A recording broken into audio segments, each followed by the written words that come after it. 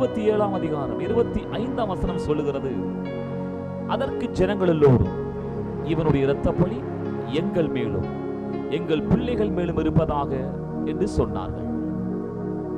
யூத ஜனங்கள் யூத மத தலைவர்களாலே தூண்டிவிடப்பட்டு இயேசுவை எப்படியும் கொலை செய்துவிட வேண்டும் என்கிற ஒரே நோக்கத்தோடு கூட இந்த சாபத்தீடான வார்த்தையை பேசுகிறார்கள். இயேசு கிறிஸ்துவினுடைய இரத்தப்பழி எங்கள் மேலும் எங்கள் பிள்ளைகள் மேலும் இருப்பதாக.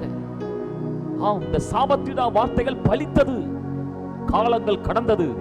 இந்த நீதிமானுடைய இரத்தம் குற்றமற்ற பழிபாவமற்ற மாசற்ற இயேசு கிறிஸ்துவின் இரத்தத்தை சிந்தினபடியினாலே, இதை குறித்த சாபத்தீடான வார்த்தைகளை தங்கள் மேலே வருவித்துக் கொண்டபடியினாலே இவர்கள் சந்ததிகளின் மேலே இந்த சாபங்கள் பலித்தது என்று சொல்லி பார்க்கிறோம்.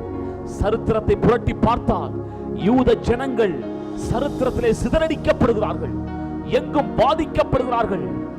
அவர்களுக்கு ஒரு நிம்மதியற்ற வாழ்வு, எங்கும் கொலை செய்யப்படுகிற இரத்தம் ஆராய் ஓடுகிற சம்பவங்கள்.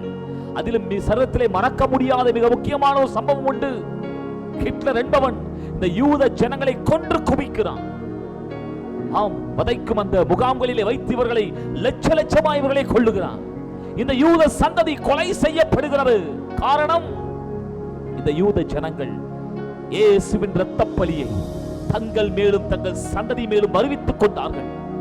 பிரியமானவர்களே, எதிர்மறையாய் பேசின காரியங்கள் இவ்வளவாய் பலிக்க முடியுமானால் நான் உங்களை பார்த்து சொல்லுகிறேன், அருமையானவர்களே, இயேசு கிறிஸ்துவின் இரத்தத்துக்குரிய ஆசீர்வாதங்களை நாம் நேர்மறையாய் பேசும் பொழுது இவர்கள் சொன்னார்கள், இயேசு கிறிஸ்துவின் இரத்தப்பழி எங்கள் மேலும் எங்கள் சந்ததி மேலும் பலிப்பதாக என்றார்கள். நாம் சொல்லுவோம், இயேசு கிறிஸ்துவின் இரத்தத்தில் இருக்கிறதான ஆசீர்வாதங்கள் பிதாவாகிய தேவனே எங்கள் மேலும் எங்கள் சந்ததிகள் மேலும் பலிப்பதாக என்று சொல்லி நாம் கேட்கும் பொழுது நிச்சயமாகவே இயேசு கிறிஸ்துவின் இரத்தத்தினாலே உண்டான புது உடன்படிக்கையின் ஆசீர்வாதங்கள் நமக்கும் நம்முடைய சந்ததிக்கும் உரித்தாகும். இந்த வார்த்தையை நம்புவோம். இந்த வார்த்தையின்படியே கர்த்தர் நம்மை ஆசீர்வதிப்பாராக. ஆமென்.